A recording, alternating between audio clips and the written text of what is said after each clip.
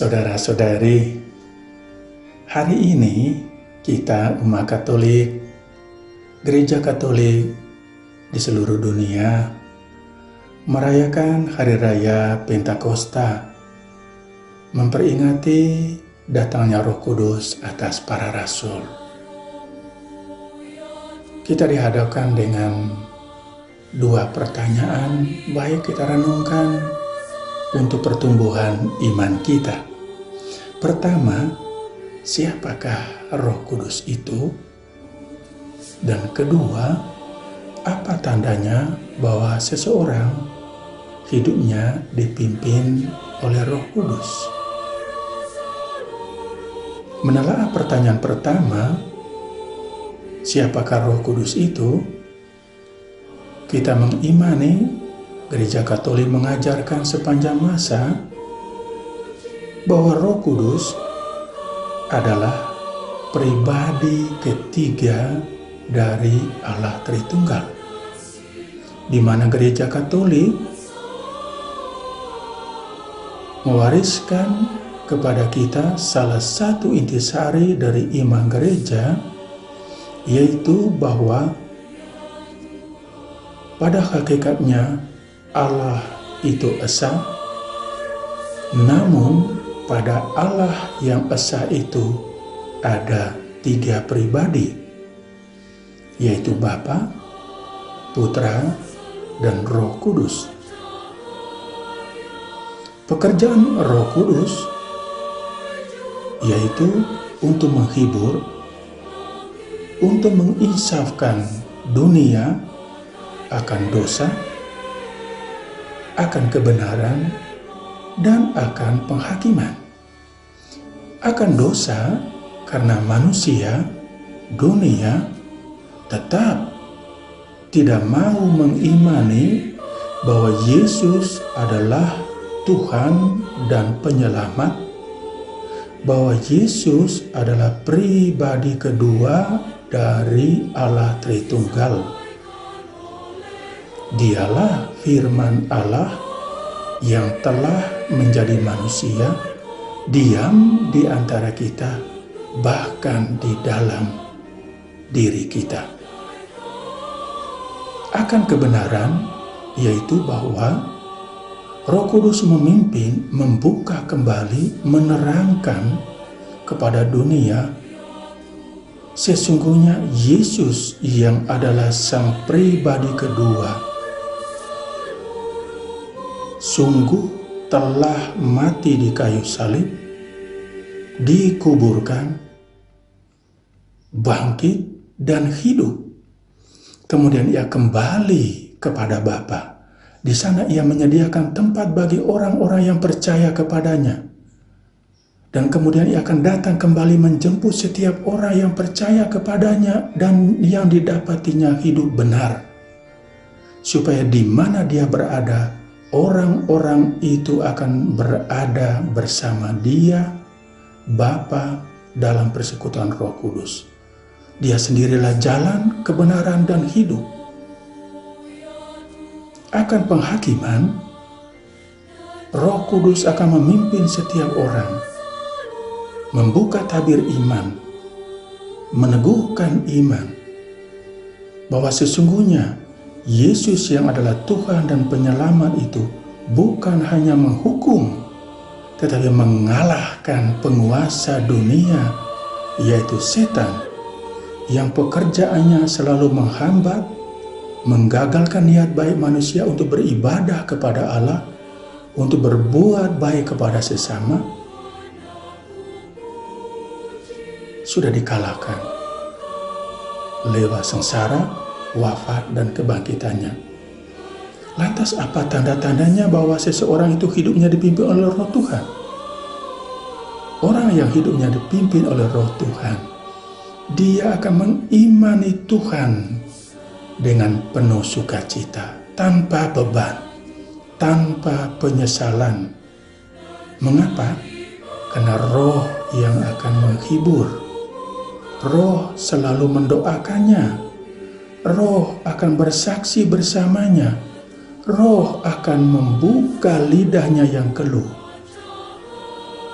Roh akan membuka hatinya, Roh akan membuka pikirannya untuk sungguh berpasrah kepada Allah. Bagi Allah tidak ada yang mustahil.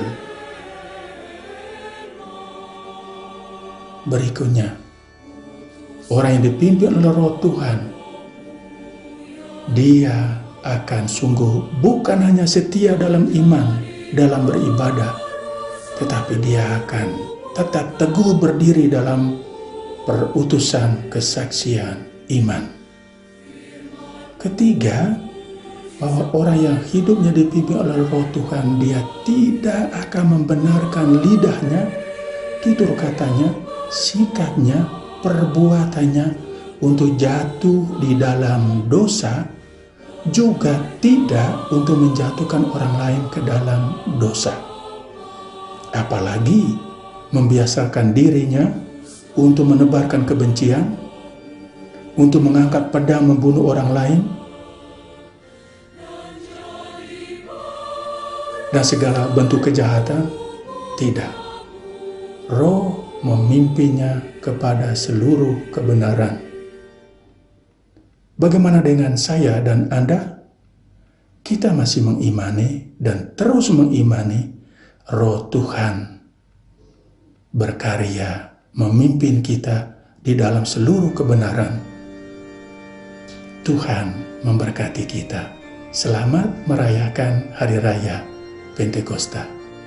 Saudara dan saudari yang dikasihi Tuhan, saya Frater Wolfgang Amadeus Mario Sara, Frater dari Keuskupan Bogor. Selamat hari Minggu saudara dan saudari yang dikasihi oleh Tuhan.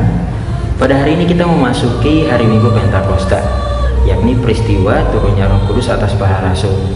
Saat itu para rasul memaknai peristiwa ini sebagai kembalinya semangat mereka untuk berani mewartakan kebenaran, berani mewartakan Injil, yang mana sebelumnya mereka kehilangan harapan karena mereka tahu bahwa Yesus mati di kayu salib.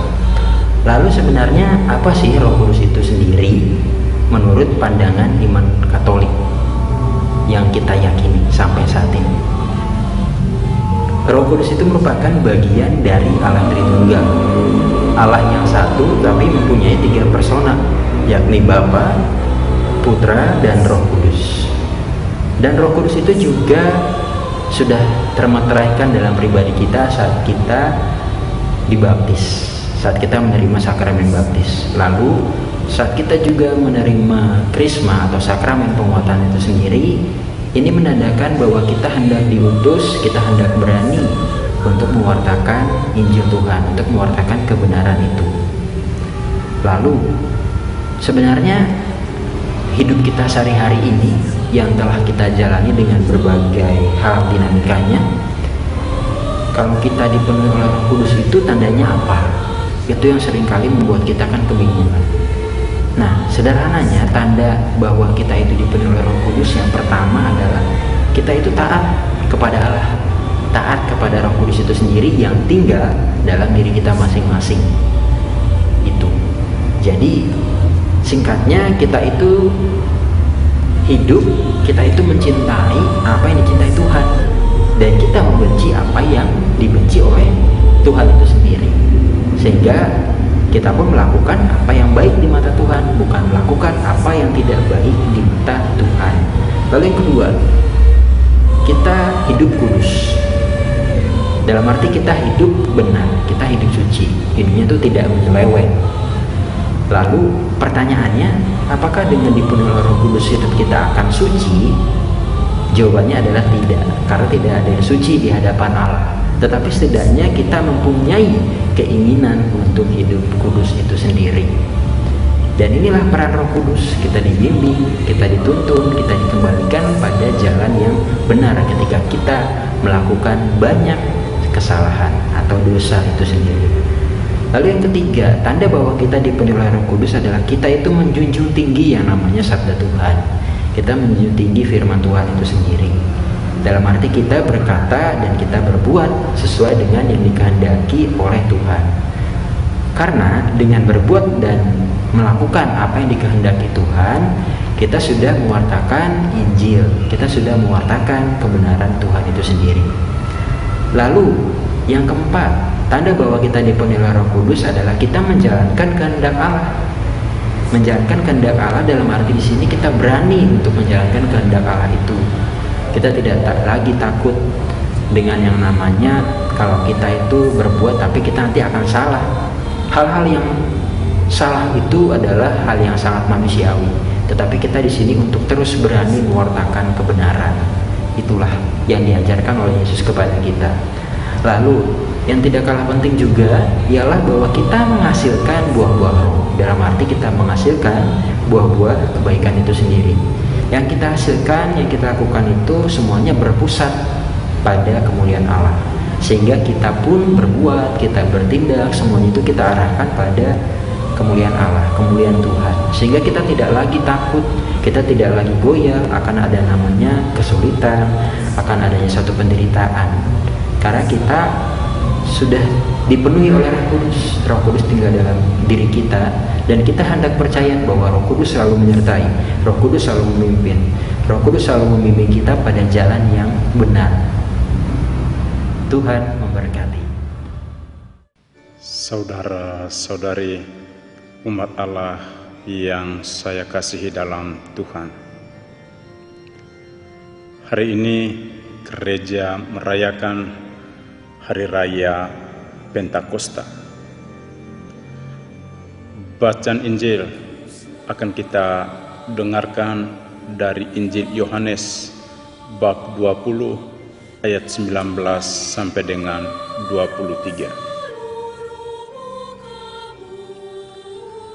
Hari ini adalah hari terakhir dari masa Paskah dan kita bersama-sama merayakan Hari Raya Pentakosta, hari ke-50 sesudah gereja merayakan Paskah.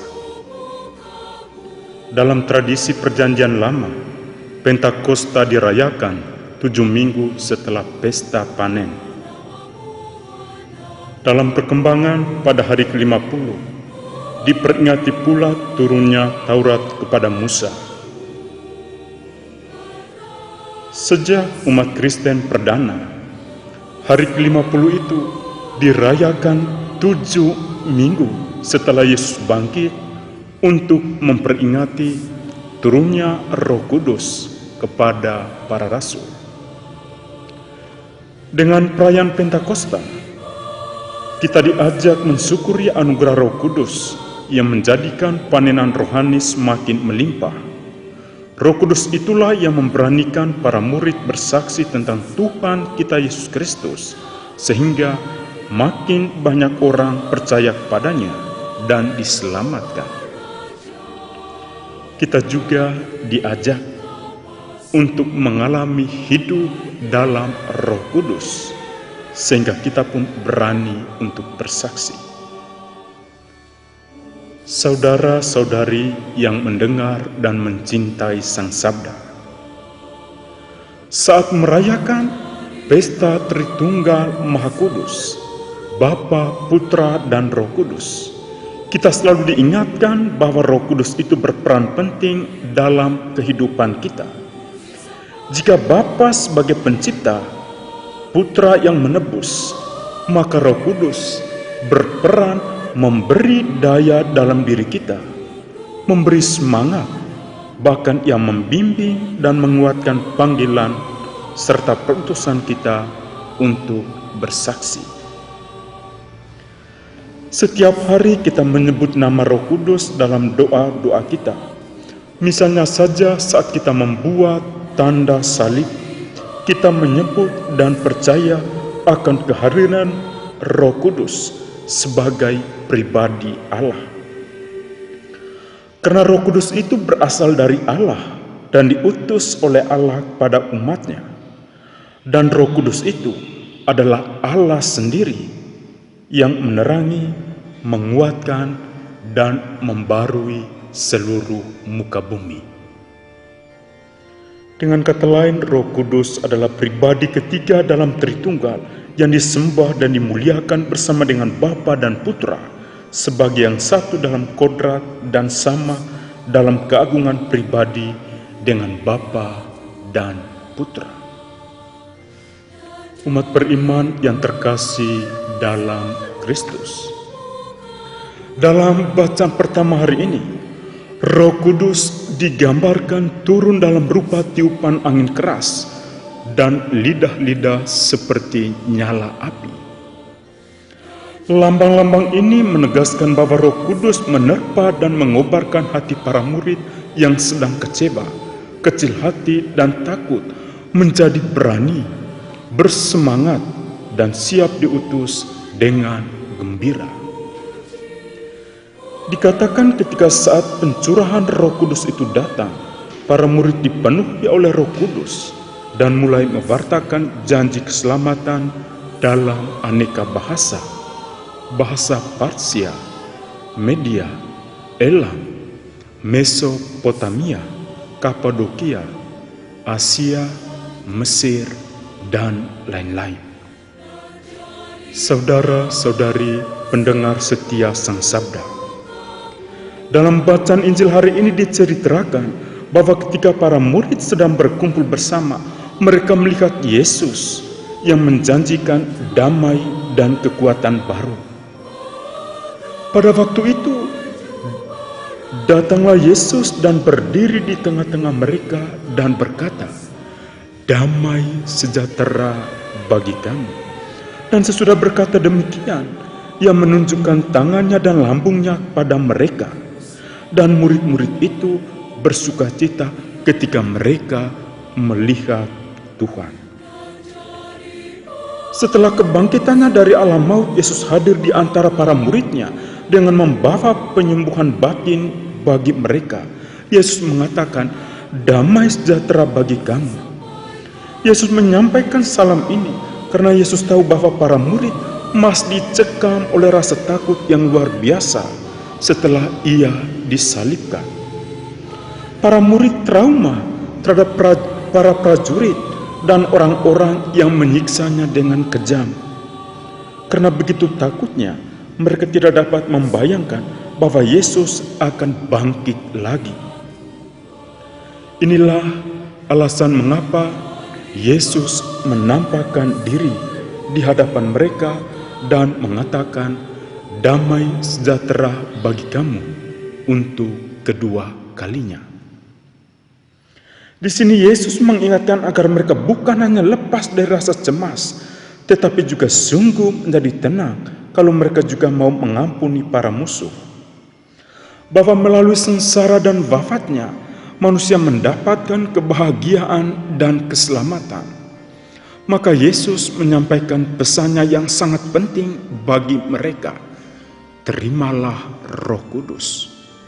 Jikalau kamu mengampuni dosa orang, dosanya diampuni, dan jikalau kamu menyatakan dosa orang tetap ada, dosanya tetap ada. Kata-kata Yesus ini dapat kita maknai dalam kehidupan kita. Kalau kita ingin damai di hati, silakan mengampuni musuh-musuhmu. Kalau kita ingin damai dalam keluarga, ampunilah pasanganmu dan anak-anakmu.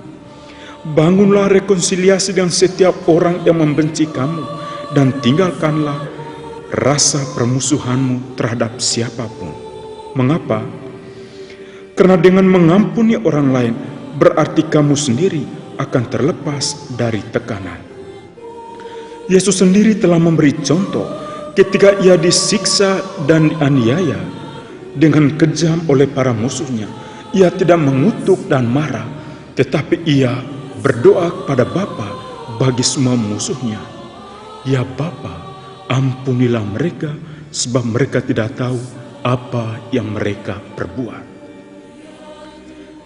Yesus ingin agar kita para murid-Nya memberikan damai dan pengampunan bagi orang lain.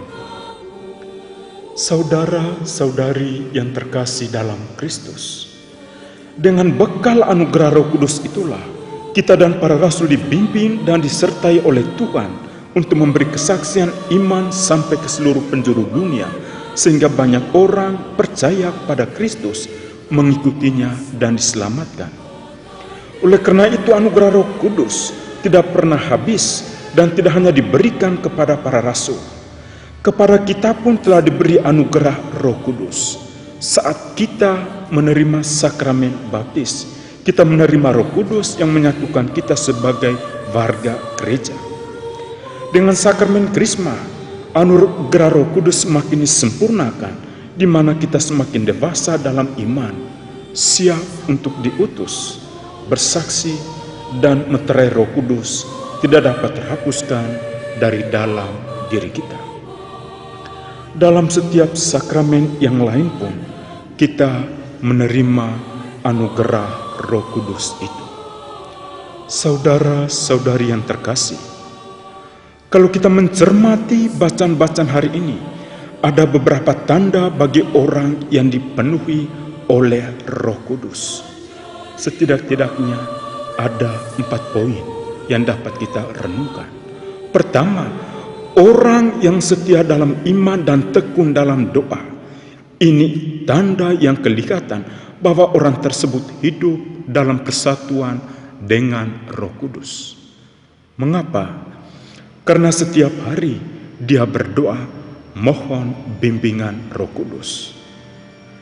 Kedua, mempunyai semangat hidup yang berkobar dan menyala-nyala sebagaimana Roh Kudus dilambangkan dengan tiupan angin keras dan lidah-lidah api.